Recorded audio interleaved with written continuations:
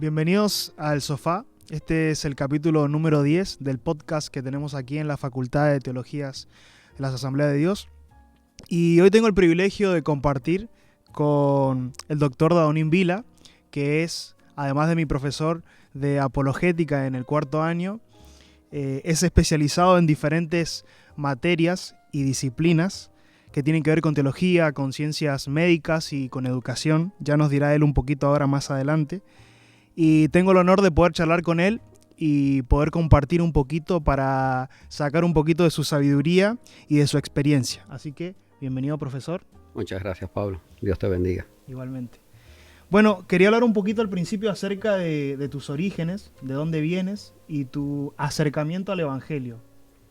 Muy bien. Bueno, yo nací en una familia cubana, aunque la familia de mi madre es de Jaén, andaluza.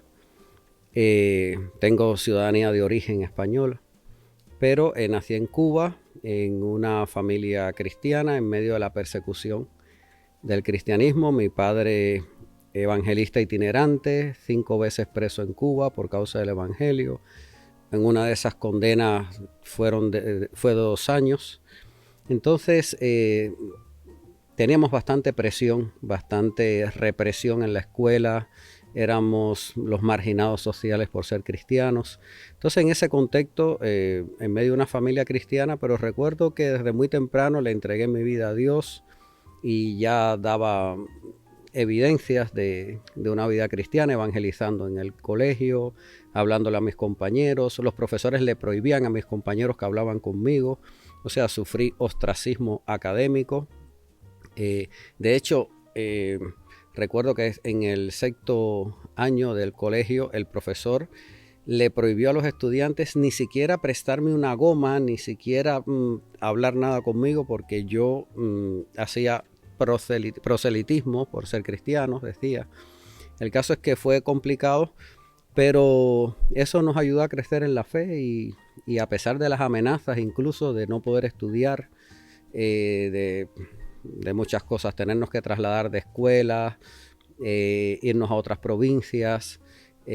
Bueno, pues gracias a Dios pude estudiar y avanzar y servir a Dios luego y ha sido una experiencia interesante, pero a la vez gratificante, de una generación en Cuba que sin miedo se mantenía firme en la palabra y en lo que habían creído.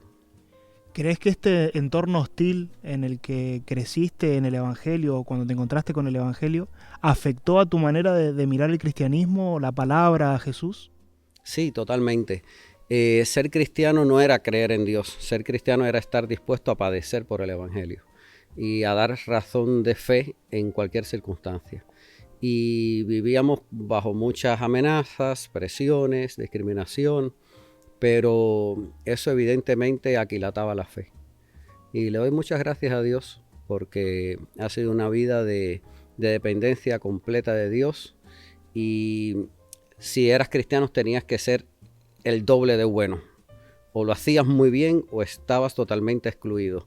Entonces eso nos ayudó en todas las áreas, incluso en lo académico, a dar testimonio y fue de bendición realmente, sí. ¿Cómo fue el momento de tu llamado? Lo relacionas directamente con este momento porque al parecer ya estabas predicando, pero ¿cómo fue tu llamado? ¿Fue a través de una experiencia? ¿Fue a través de una palabra? Pues mira, que de niño tuve muchos momentos donde Dios me hablaba de que le iba a servir, de que me llamaba, profecías, pero yo no quería ser pastor. Estaba muy quemado de ver a mis padres sufriendo por el evangelio, de sufrir en carne propia, de estar en prisiones, de que te están vigilando, que te están buscando, que la policía te llama a interrogar. Entonces era muy difícil. Yo quería ser un buen cristiano sentado en un banco, en una silla en la iglesia, y amar a Dios y ya está. Y servirle en lo que yo pudiera, pero ya a nivel de ministerio, yo decía, bueno, pues mejor que no.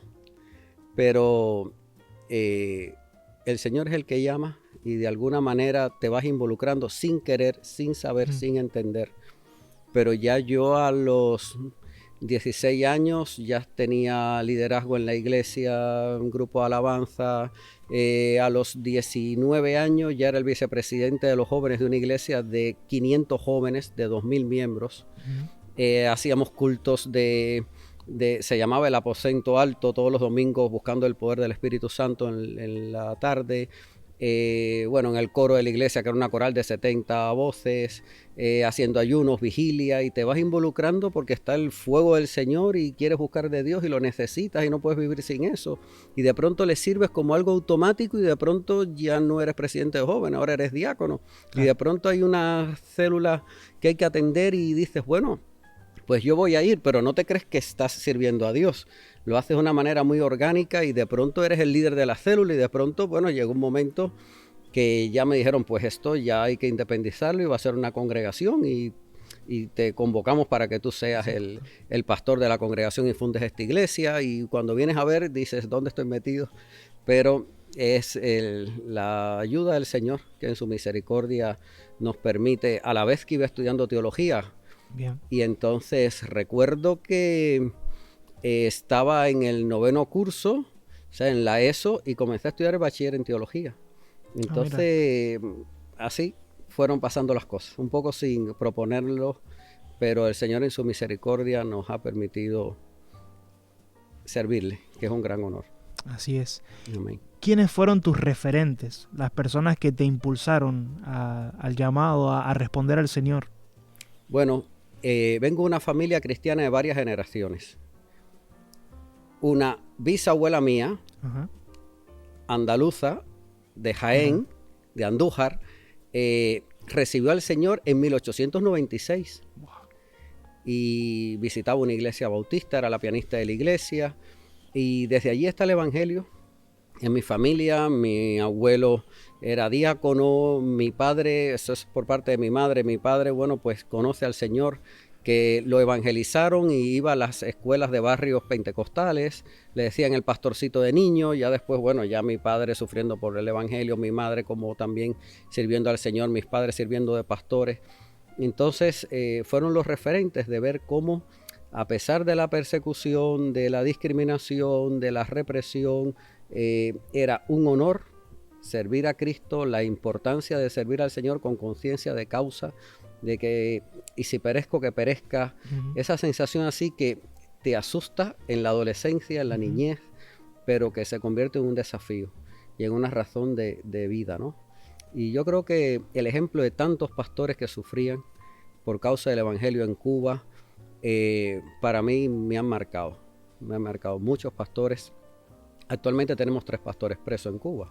O sea, no es que las cosas estén perfectamente bien, han mejorado bastante, gracias a Dios, pero ese contexto yo creo que te impulsa a tomar decisiones reales, sinceras, genuinas y a intentarlo, porque del otro se encarga el Señor. El que piense que lo tiene todo logrado está fracasado. El que piensa que tiene cualidades o actitudes para servir a Dios está muy equivocado. Esto es un acto de fe, sabiendo que el Señor, como a Pedro, si pones un pie en el agua y me sigues mirando, vas a poder poner el otro. Y de esa manera, pues, intentarlo, seguir a Cristo. Decías que en el bachillerato ya tenías un interés por la teología, empezaste a estudiarla, a indagar, pero también tuviste un interés por las ciencias médicas.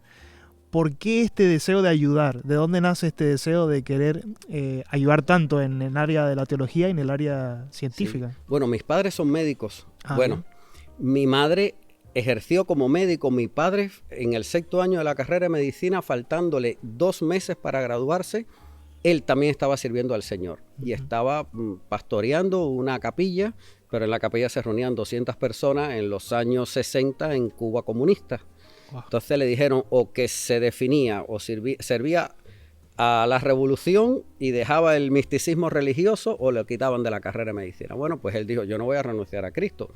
Gracias a Dios a mi madre no la pusieron en esa tesitura. El caso es que él pues dejó, antes de 2 meses de graduarse, dejó la carrera de medicina y bueno, pues comenzaron a servir a Dios. Evidentemente, ser hijos de pastores que se graduaron en el seminario, estudiaron, tal, ya te va colocando un poco en el medio, en las preguntas clásicas, en un poco que el conocer el por qué, el para qué, la importancia de la teología. Así que de pronto para mí era algo muy orgánico. Si vas a servir a Dios tienes que saber homilética, tienes que saber predicar, tienes que saber lo básico. Así que me apunté al curso de teología, bachiller en teología de 4 años y comencé a esa edad que lo terminé. Bueno, pues ya con 18 años, o sea, estoy hablándote de los 14 a los 18 años, muy jovencito, pero que fue mi primer acercamiento. Y ya luego, mis padres que eran médicos, pues también yo tenía un poco la vocación de ayudar, mi madre pediatra, la niñez, y me gustaba la cirugía, así que yo comencé a estudiar medicina, después me hice cirujano maxilofacial, me hice cirujano craneofacial y llegué a ser el jefe del equipo multidisciplinario de cirugía craneofacial en Cuba, o sea, el único equipo que operaba a todos los niños con malformaciones congénitas en cabeza y cuello, labio, paladar fisurado, síndromes craneofaciales. Entonces comenzamos a operarlo a los 2 meses y eso también fue una experiencia bonita para testificar, a la vez que era pastor, o sea, todo esto en toda una mezcla. Es una mezcla.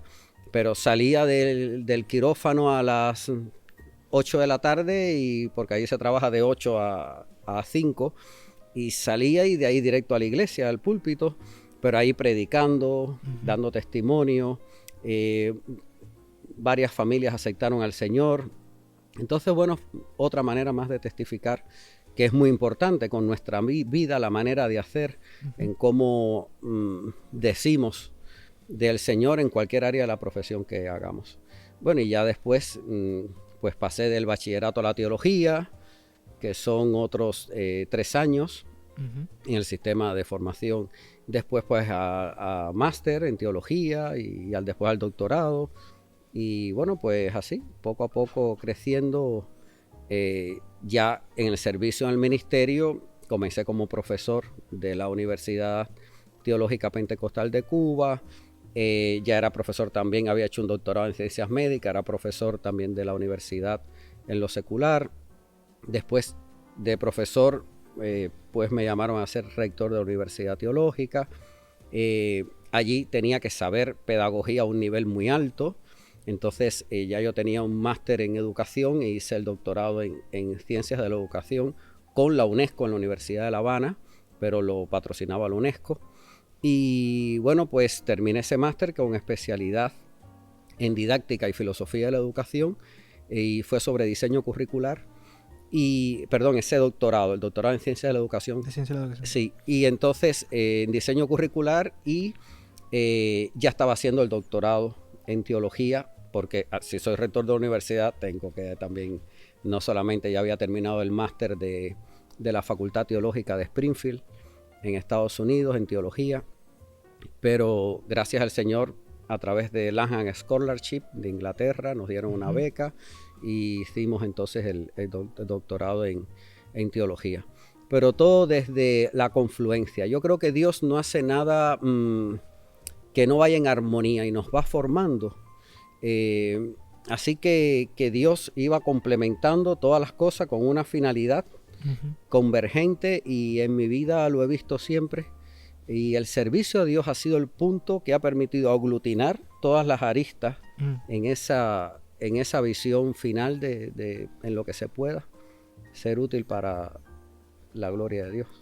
Hace poco, con esto que me comentabas, hablaba con un amigo acerca de honrar el llamado. Es decir, darle prioridad en que todo lo que hacemos en nuestra vida gira en torno a que edifique el llamado, de que es lo que Amén. Es más importante para nosotros. Pero pensaba un poquito en cómo nosotros nos imaginamos a un cirujano cuando está atendiendo a una persona. Hay cierto temor, hay cierto nerviosismo. Estás tratando con una vida, con la salud de una persona. ¿Pasa lo mismo en el pastorado? Cuando tratas con la gente, ¿sientes ese mismo temor, ese mismo nerviosismo? Sí. Muy interesante esta analogía que haces, ¿no? En realidad sí. Yo recuerdo como cirujano que me decían las madres que me entregaban a sus bebés a partir de 2 meses para yo operarlos: doctor, la vida de mi hijo está en sus manos. Y a veces había afuera 10, 15, 20 familiares, todos muy estresados, esperando a que saliese la cirugía y le dijese. Pero yo siempre le decía, y todos en las manos de Dios. Entonces, yo creo que a nivel del pastorado, el pastorado es un acompañamiento espiritual. Muchas veces confundimos cuál es la finalidad del pastorado. Nosotros queremos producir ovejas en plan empresarial. Y no, el pastorado es de acompañar, de mostrar cariño, de llevar a apacentar, de ese acompañamiento a largo plazo, pero con una gran responsabilidad. Su vida espiritual depende de la enseñanza que le demos. Así que cuando a nivel teológico estamos en un punto de duda, yo siempre digo, apuesto por lo más seguro, lo que espiritualmente vaya a proteger más a esa oveja, a ese hermano. Decía Dietrich Bonhoeffer, Dios está más en mi hermano que en mí. O sea, en la medida en que yo soy capaz de ver a Dios en la vida de mi hermano y a entender que desde ese hermano Dios me puede ministrar a mí, pues más humilde debo ser para ser receptivo a lo que Dios quiere decirme con mi hermano. Y así ese feligrés que está bajo mi cuidado, bueno, pues tiene que ser atendido con mucha responsabilidad. Y yo creo que este es el gran reto que tenemos, porque daremos cuenta delante de Dios. Señor, ayúdanos para tomar decisiones sabias y que la presencia de tu Espíritu nos guíe a toda verdad y discernimiento en la toma de decisiones, en ese acompañamiento pastoral que hay que hacer del día a día y de la enseñanza teológica y doctrinal a la congregación que el Señor nos ha entregado. O sea, yo estoy totalmente de acuerdo. Una gran responsabilidad, un gran sentido del deber delante de Dios y de no tomar las cosas con frivolidad, porque yo digo que una cirugía que sale mal, si no se muere no pasa nada, pero con el alma no se puede jugar. Wow, eso es muy fuerte. Depende de la vida eterna de una persona. Eso es muy fuerte. Sí. Ahora que estás en el ámbito también ya enseñando como profesor acá en la Facultad de Teología, y estás enseñando específicamente apologética, ¿por qué se despierta este deseo de defender la fe? ¿Qué experiencia pasa en tu vida que dices, creo que es necesario defender la fe? Hay muchos que dicen, como lo hemos hablado en clase muchas veces, que la Biblia se defiende solo, que el Evangelio se defiende solo. ¿Por qué nace este espíritu de defensa? Bueno, luego de haber crecido, haberme criado un poco en un medio tan hostil, donde todo el mundo desde el materialismo histórico dialéctico quería confrontar la fe que tenía.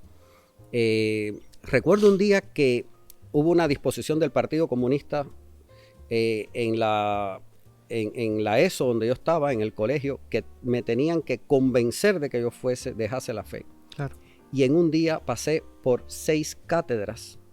Wow. Me llamaban de una y decían, no, ya terminaste aquí, ahora voy para allá. Y eran grupos de 4 o 5 profesores ensañados contra mí para que yo renunciase a ser cristiano. En un adolescente de 14 años.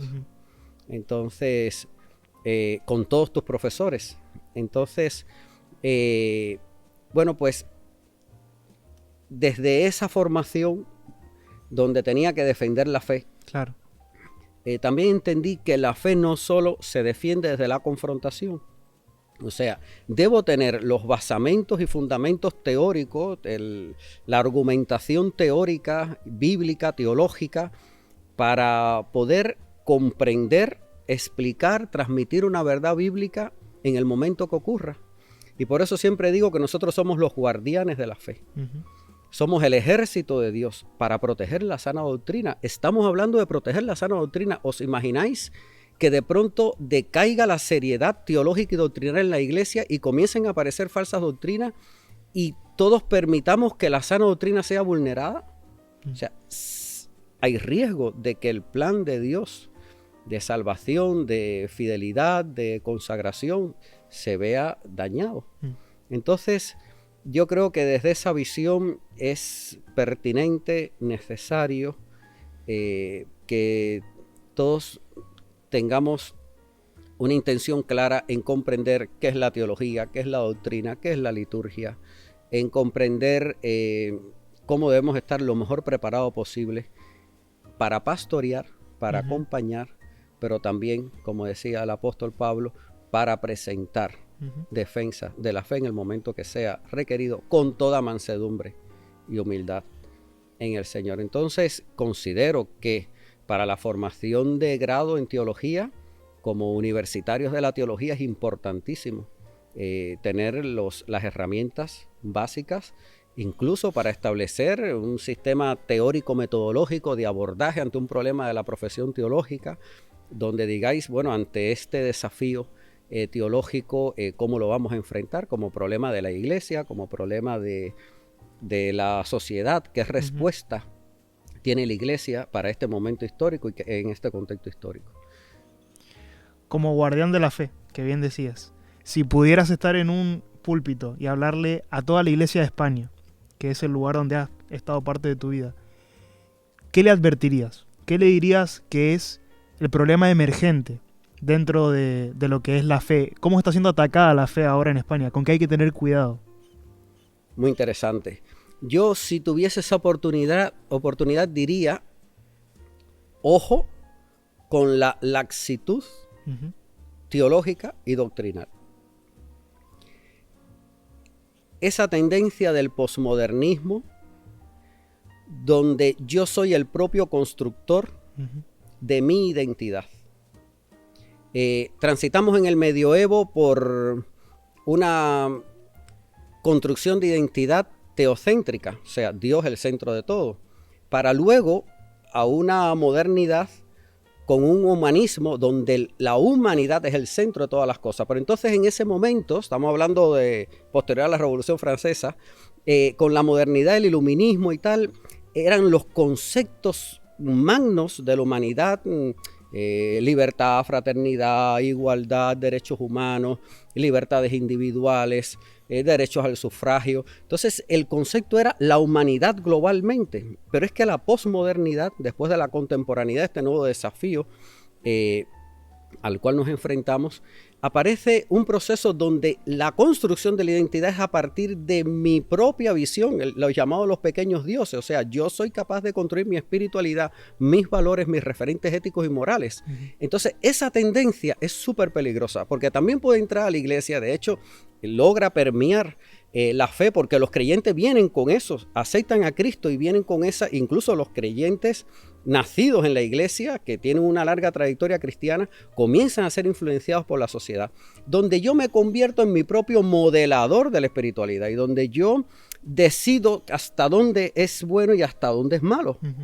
Entonces, esa laxitud, esa dilución de la esencia de la teología y de la doctrina es lo más peligroso que podamos tener, porque ese creyente se convierte en el propio juez y no establece a la palabra de Dios como el referente, la norma de fe y conducta para yo establecer un lineamiento ético, moral, de santidad y los fundamentos teológicos que evidentemente están muy claros en la palabra de Dios.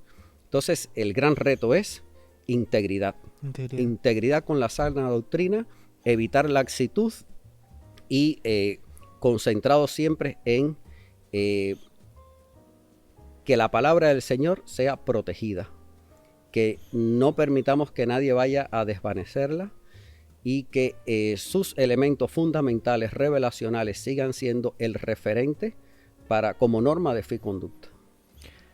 En tu contexto de niño decías, y esto es lo último, que naciste en un ambiente hostil y ser cristiano era ser cristiano, verdaderamente, 2 veces. ¿De qué manera el existencialista, de qué manera el posmoderno debe afrontar estas adversidades propias que se han metido en el sistema de uno de pensamiento? De decir, yo soy el constructor de mi espiritualidad.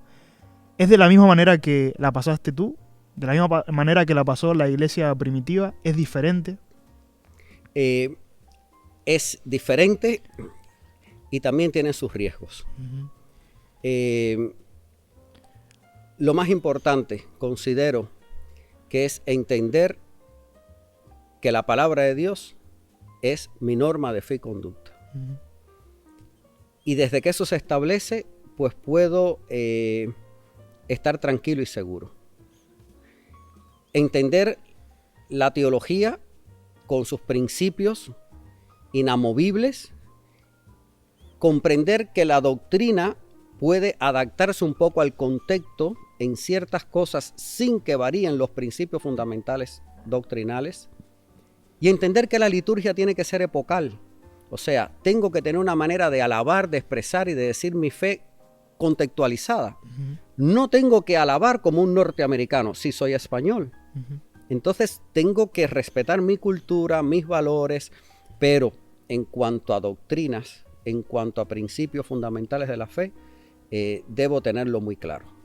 Y la palabra de Dios es firme, es eficaz, es penetrante como espada de doble filo, pasará el cielo y la tierra, pero la palabra no pasará.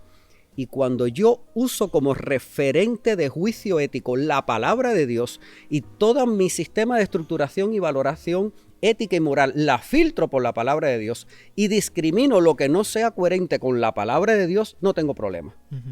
Entonces, desde allí, yo no voy a autoconstruir, sino que yo voy a construir sobre el fundamento de aquel que edificó su casa sobre la roca, el fundamento que es Cristo, en la palabra de Dios. Entonces, yo sí voy a someter mi voluntad a la voluntad de Cristo, mi manera de ver la vida a la manera en que la palabra de Dios me dice que yo debo verla, conforme a la obediencia que nos demanda el Señor. Entonces, desde esa visión, desde ese andamiaje teórico,